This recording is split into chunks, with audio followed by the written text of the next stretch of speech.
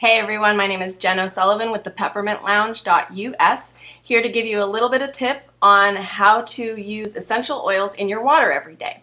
So oftentimes people think, go for it, just grab a bottle of water and put an oil in it and you're good to go.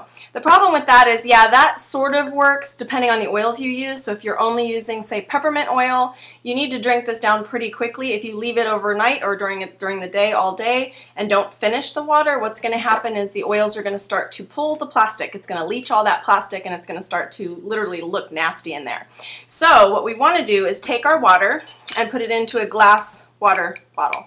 So you can use glass or metal, but glass is a little bit cleaner. So we're going to look for a glass that either has metal cap or, like in this case, it has a plastic cap up here, but this is what's considered medical grade, so it's not going to deteriorate over time. So what we're going to do is, hopefully you have a stash of water in your kitchen, in your refrigerator, and you're not just wasting water bottles, but we're going to pour the water into the water bottle here. And we're going to use anywhere from 16 to 24 ounces. So this is 16. You can see it filled up to right about there. And you can cap it off, top it off if you like. But I'm also, in this demo, you're going to learn how to drop a single drop. A lot of people get very confused about droppers and how they work. The big, large hole in the center, you guys can see right there, the big one, is the actual air flow. If and when you open the bottle new, you can actually look for, and you're not going to be able to see it, but there's a tiny little hole that's in between this. We're not supposed to be touching these, but this is an old bottle, so we're fine. This and this, right in that crevice right there, there's a little tiny pinhole. That's where the essential oil is dropping out from. So if you find that hole, you'll actually be able to drop easier if that hole is at the bottom of the orifice reducer, meaning the air hole flow. So what we do is I hold the bottle and I'm looking at this right here to watch the gravity pull the drop. So I'm going to go like this. I watch it, the drop is forming. Once it drops, I pull it back up. That's going to allow me to just do one drop.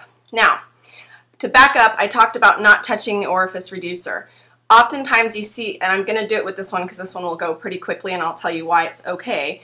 People, I see them do this. They touch it, they go like this just to get a little bit on their finger and then they're rubbing it around. That is totally fine if you think you're going to go through this oil in about a week. If it's an oil that you think you're going to have for a very long time, let's say you bought rose oil, you're not going to blow through that in a month. That might take you years to get through. So we don't touch that orifice reducer. The reason for it is this has a frequency, and the moment you touch it, your epithelials get contamination in there basically, and you're contaminating your oil. So over time, the more you do that, the more it's contaminating and the more you're going to have oil that will actually expire. Oils don't expire unless they're left in the sun or if you start contaminating them with carrier oils or your skin cells, okay? So hopefully that makes sense, but that's a little side note. So we're going to put 1 to 2 drops. Now, peppermint oil, just to let you know, some people respond weird to it, meaning they'll start feeling lightheaded. If you're on a medication that is like a blood thinner, you really got to be careful with peppermint. You can put it on the bottom of your feet, but by ingesting it, you're actually going to help your blood flow. That's what it helps with. It helps with circulation. So if you already have thin blood or if you are on blood thinners, this is going to make you like kind of foggy and woozy. So not a good idea. Just try it out for yourself. I can do about 2 drops per water bottle and I'm good with that. The thing about it though is that peppermint oil does a lot of things, and that's why I drink it in my water, because it helps keep my breath fresh. It also helps with my circulation. It gives me energy. It helps with headaches, and lucky me, it helps with appetite suppressant. And that's what I love about peppermint. Okay, so we're also then going to put in some citrus fresh, and citrus fresh is really great just for flavor. Now, why I said, and I'm going to put 2 drops in there of citrus fresh as well. Why I said really not a good idea to use plastic water bottles, it's exceptionally a bad idea to do with any citrus blends. So orange, lemon, Any citrus blends, don't even do it. Even if you think you're going to chug this really fast, it's going to start leaching that plastic right away. So just forget your plastic water bottles. Better to be safe than sorry, and use glass. All right, but here's the issue. Glass. Once you have your drops in there, you have to shake it up because the oil has pulled up to the top. It literally just stays there. So you want to tighten it up really good and shake it. And every single time you take a drink of your water, you shake it. So I like this cap because it stays on. It's kind of a hassle because then you have to unscrew it each time. This one is kind of popular right now and everybody loves it because you can just flip it open and drink it.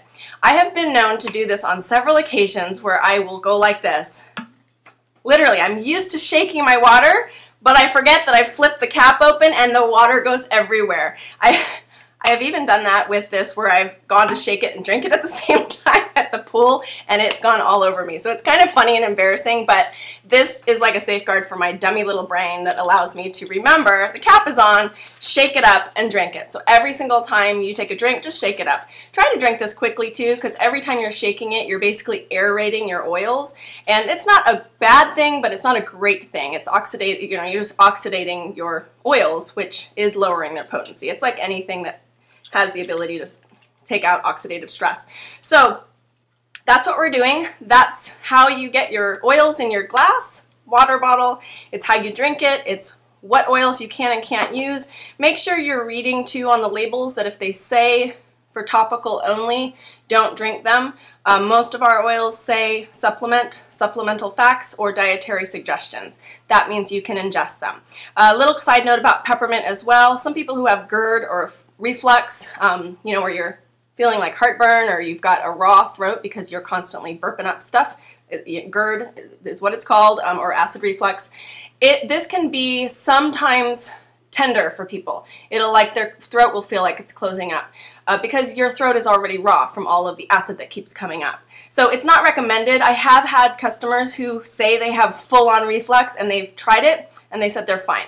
So just try it. Use maybe 24 ounces to 1 drop, see how you do, even dilute it more, just see how you feel. But if not, stay away from it and just do Citrus Fresh. This does have spearmint in it, but Citrus Fresh is a great water purifier. So if you're going on a trip overseas or down south and you're concerned about the water purity, Citrus Fresh is a great one to have with you. Okay, hope that helps and enjoy your water. Take care.